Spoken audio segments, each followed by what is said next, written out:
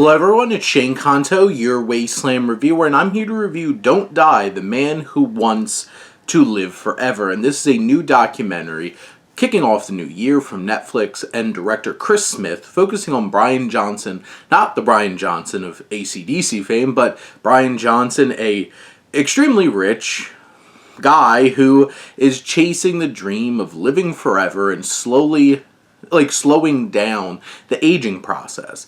And I'm going to start off with some, I think, positive things about this film before I get into what I really feel about this movie. First off, it's not a bad thing to want to, live healthier lifestyles and slow the aging process and all those things. This film presents some interesting ideas and some elements that would be helpful for people. And, I would love to not crave food and my body just consume the food that it needs to thrive, because that would help a lot with the weight problem and stuff like that.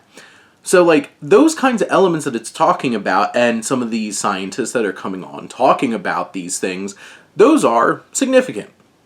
Now, the package that this is all put in is extremely smug, egotistical, and honestly, sometimes revolting to watch.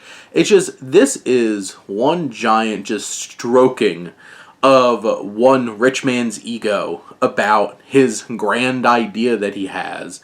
Because that any time they bring up any other perspective, any criticism, which they specifically show the most angry internet and big name people that they could throw in there, because it's nicer to have some publicity to throw that in there. But every time they bring up any kind of concern or other perspective, he just writes off as well, that's an overreaction. And it dismisses anything that isn't his perspective. And this film does the same thing, because this film is basically Brian Johnson's perspective. It lacks any kind of distance between the filmmaker and this person. It's a giant commercial for what Brian Johnson is doing. And that's frustrating, because if you're going to make a documentary is not a commercial for something. You're presenting a person and you're trying to show this person as a human being, and what this film does is try to hard buff out any kind of negative connotations that you can have with this individual.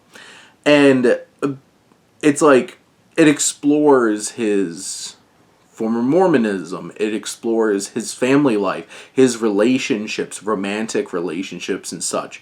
And how it does that is very dismissive of everything else, and it's basically hey, I'm the best thing, my kid should be with me. If somebody in a relationship asks me to compromise or anything, no, I'm not changing anything about me. And it's a wholly egotistical thing, and this film doesn't call him out on it. And even by the end, it has this oh, well, maybe he has a good life and he's doing good things. And it's just there's no objectivity in this film. This is just some really rich guy has this really great idea, which also is so impractical, because he is so filthy rich that he can spend his whole day doing all these things and not have regular work or anything like that, like other people. And him just being well, this could be all humans. It's not in how the world works. Working people don't have time to spend all their time in the gym or doing all these tests and stuff like that, and let alone afford it. And his BS, complete lack of understanding of the world around him, being well, if more people want it, it'll be cheaper.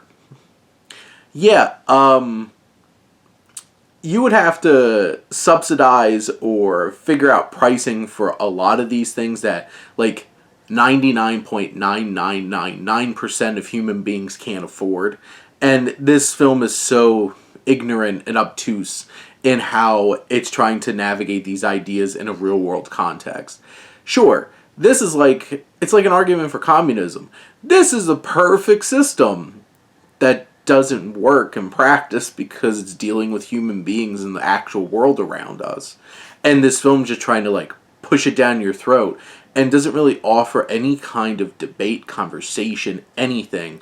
This is just one really rich man's ego being stroked for 90 minutes, and it's kind of hard to watch. But those are my thoughts on Don't Die. Let me know what you think, and let's talk some movies. But thank you as always for tuning in and supporting your Wasteland reviewer.